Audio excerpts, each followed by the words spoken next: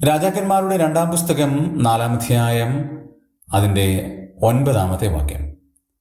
അവൾ തൻ്റെ ഭർത്താവിനോട്, നമ്മുടെ വഴിയായി കൂടെ കൂടെ കടന്നു പോകുന്ന ഇയാൾ വിശുദ്ധനായ ഒരു ദൈവപുരുഷനെന്ന് ഞാൻ കാണുന്നു എന്ന് പറഞ്ഞു.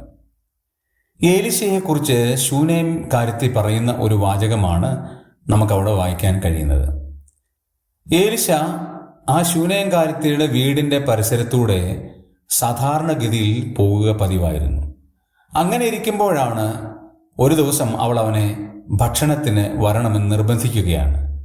പിന്നെ ഏലീശ വരുമ്പോഴൊക്കെയും ആ ഭവനത്തിൽ കയറുകയും അവിടെ നിന്ന് ഭക്ഷണം കഴിക്കുകയും ചെയ്തു.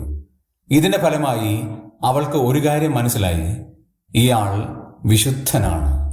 ആ വ്യക്തിയുടെ, ഏലീശയുടെ ജീവിതത്തിലുള്ള സ്വഭാവ വൈശിഷ്ട്യം എത്ര ഉന്നതമാണ് എന്ന് മനസ്സിലായി.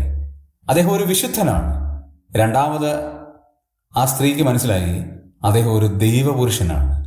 ദൈവപുരുഷനായതുകൊണ്ടാണ് അദ്ദേഹത്തിൻ്റെ സ്വഭാവം വളരെ മാന്യതയുള്ളതായത്. ഞാനും നിങ്ങളും വിശുദ്ധരാണ്, ഞാനും നിങ്ങളും ദൈവപുരുഷന്മാരാണ് എന്നുള്ളത് മറ്റുള്ളവർക്ക് ബോധ്യമാകുന്നു എന്ന് വരികിൽ നമ്മുടെ പ്രവർത്തനം ആത്മീക അനുഗ്രഹമായി, നമ്മുടെ രഹസ്യജീവിതം വിജയമായി മാറി. പ്രിയമുള്ളവരെ, നമുക്ക് നമ്മെ തന്നെ ഒന്നുകൂടെ പരിശോധിക്കാം. ദൈവത്തിന് മുമ്പാകെ നിഷ്കളങ്കരായി ജീവിപ്പാൻ ദൈവം നമ്മെ സഹായിക്കട്ടെ.